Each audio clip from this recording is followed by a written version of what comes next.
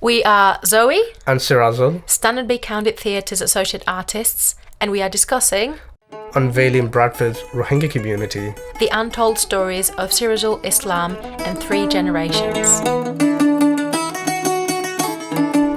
Hello Sirazul. Hi Zoe. You've been in Bradford now for 17 years. Yeah, very long time. How do you build a sense of belonging in a new place and in Bradford? It's really important as well, because I like to call Bradford a home away from home. And I keep saying that, but then Bradford is the only home I know now. So I've changed my perspective on that. And it's I'll take you back to one instance of a sociology class that I had with my teacher in 2017 when I was in year 12. Still very young and naive, I think I was.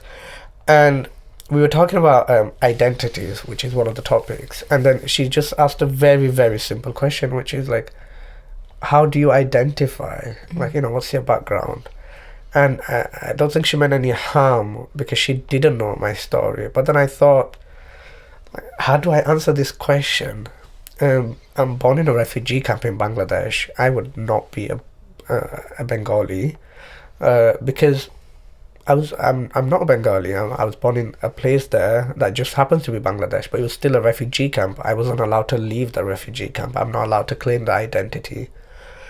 So I can't claim the identity of the country that I was born in. And then I couldn't claim the identity of my ancestors. I'm a Rohingya, but more importantly, I'm a Burmese Rohingya. And I come from a country that has disenfranchised me, that has removed my ethnicity from the official list, that has removed my language from the radios, from the records, from the newspapers. So essentially erased me. And then now I'm in the UK, and at that time I hadn't yet obtained British passport because I wasn't 18 yet. And so I was on a travel document. And then that question really struck me, which is like how do I define myself? How do I identify? So yeah, how did I build a sense of belonging in Bradford? I think because Bradford has accepted me, has been the only place on this planet to accept me so warmly and openly, it quite naturally made it easier for me. I embraced Bradford back as warmly as it embraced me, and Bradford is all I know. Like I went to uni in Manchester and I'd missed Bradford so much. I worked in London. I went down south for work, and it was like, this isn't the same. So I came back up and I started applying for jobs in Leeds and Bradford. And so yeah, I built that sense of belonging through necessity first and foremost, but then I built a connection. I became proud of Bradford, proud of the things we're doing currently. Bradford is a city of culture, which is amazing. And Bradford is celebrating all these artists, all these events, or being part of the work, the communities, being part of the work that Bradford culture is doing, and then seeing the communities beyond the Rohingya community that they've helped and other communities. So it's a place that I'm proud to call home because of how good they have been to other people. So we've talked about all the Rohingya aspects of your life. We've talked about the parties and the gatherings and the language and the culture and the families. How about the Bradford side of your life? What happens there? It's really important because we think, and if you'll get the same answer from any Bradford Rohingya. When we talk to the London Rohingyas, we start debating about which city is better. Of course we do. Of course, and it's like it's we might be able to say something about Bradford, but you can't because you're not Bradfordian, and we'll defend Bradford to our last breath. So what does it mean to be a proud Bradford Rohingyan or Rohingyan Bradfordian? It means being able to celebrate and embrace both parts of my identity without having to compromise. So being able to just do things in Bradford, and then Bradford not judging us for it. And I guess compromise, but also separate. You can't separate. It's just one thing, isn't it? It is one thing, and yeah, I am a proud Bradfordian Rohingya, and that is one identity for me now. Brilliant. Particularly with how multicultural and diverse Bradford is. I don't think there's even a question around separating or talking about one on top of the other or above the other. It's just one thing, isn't it? It is, and I've seen that growing up my entire life in Bradford. I went to a very diverse and multicultural school. We had, I believe, 93 different languages spoken in my secondary school. Wow.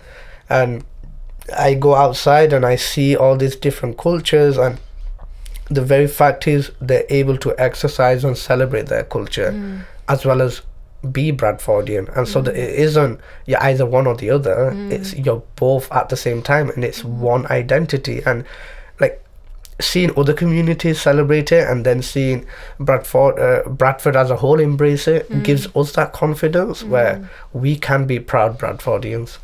I'm assuming that the rest of the younger population in the Rohingya community, Bradford Rohingya community, also might be feeling the same. But how about the older generation?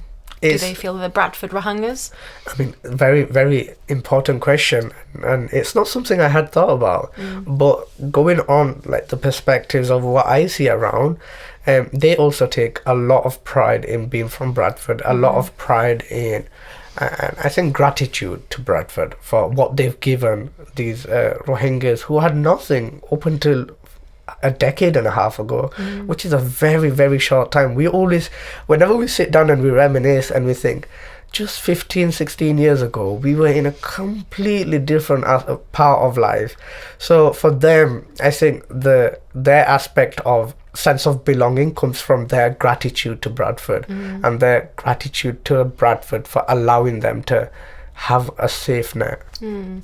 With this, I imagine comes a little bit of sadness around the loss of some of the culture and the language, because I imagine, again, it's not exactly the same as it used to be back home. Being a migrant myself, I know that it's not exactly as you used to be. So what aspects of that do you see in the older population in particular? Yes, I think the language. The language is really important. And one short story was, when I went to the refugee camp for the first time in over a decade, I was so amazed and shocked and I don't know, perplexed, though I don't even know the word for it. But the reason for this is I was just walking and all I could hear is just the Rohingya language behind me, left, right, centre, in front, behind. And it's not something we have. So there's the sadness that comes, which is being able to hear a language that you don't have to translate in your head. Whereas the language, we're very proud of being Bradford and being British, but every time we say something, we're always like translating how do you say that in Rohingya, or how do you say that in English? But then we didn't have to do that. Well, I didn't have to do it. And I think that's where the sadness comes in from, which is not having enough people to practice that with. But for the older community, I think, again, the sense of belonging and holding on to that is something that they're taking comfort in. Have you felt a decline in language here in the older community particularly? Not in the older community particularly, the decline in language, but more so the addition of a language. I think because they've been practicing their English so much, they're speaking it around more, and they're speaking other different languages, and the average Rohingya knows about 4 languages, and that's because of Bradford. Again, they'll speak Urdu, Hindi, Bangla, Rohingya, and we can speak these languages fluently, and it really helped because we were surrounded by other people, and because we picked it up. So because of that, the need to speak Rohingya language reduces, but also the added benefit is 3 other languages. And you connect with more communities. And you do connect with more communities. The relationships that we have with the Bengali community, the Indian or the Pakistani communities, they're very, very close, and it's because of being able to learn that language. So we've talked a lot about the activities and the events that the Rohingya community creates in Bradford to maintain culture and to celebrate culture. We've talked about the gatherings, we've talked about speaking the language, we've talked about classes.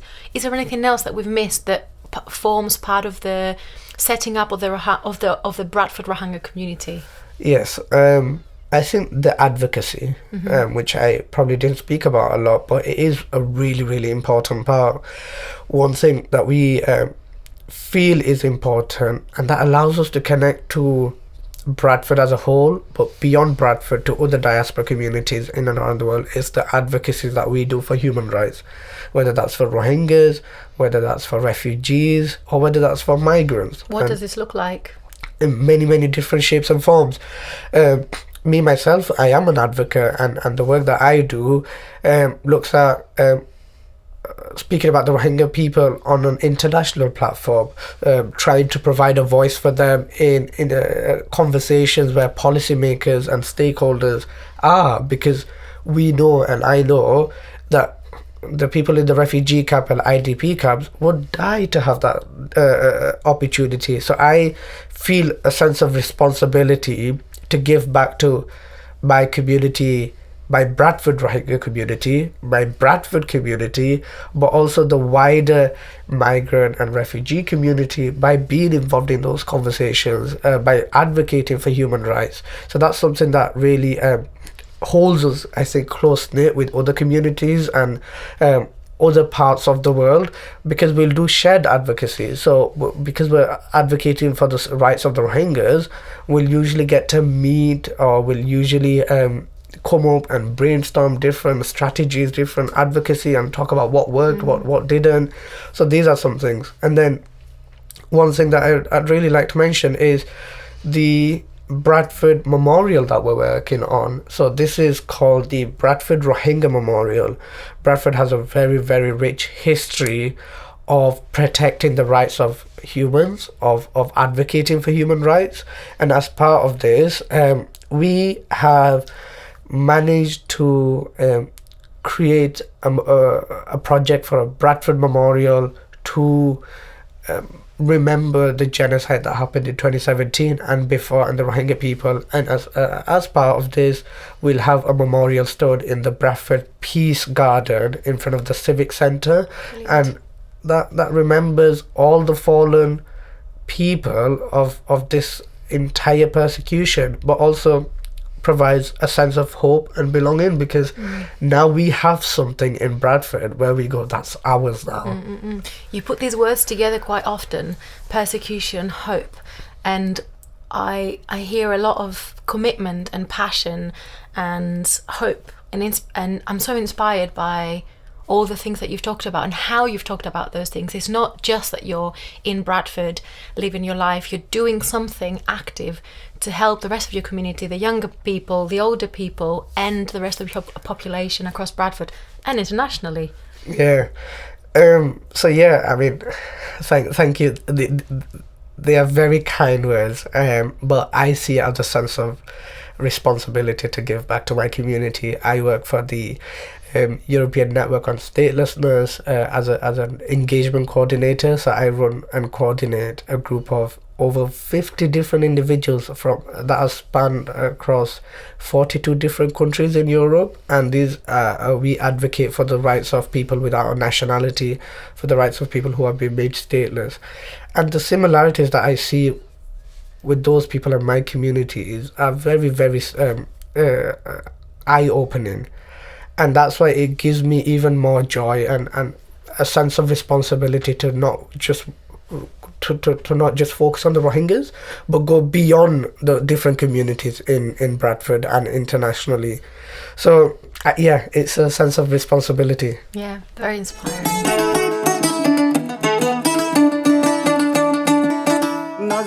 Thank you, Sirazul, for sharing your stories, your dreams, your hopes, your reality, your advocacy, your actions, everything. Thank you, Zoe. I think you've asked some brilliant questions and thought-provoking questions as well, and I hope the audience takes something away from this. If nothing, then the fact or the importance of identity, but also the importance of giving an opportunity to a community who has been refused for far too long. And thank you to all the people who have made this happen, to Bradford Made, to City of Culture, and to SBC more importantly. Thank you. Thank you, everybody. Thank you. यार Aner खुशबू तुम्हार दिले ढाके ले तुम्हारे ओ जा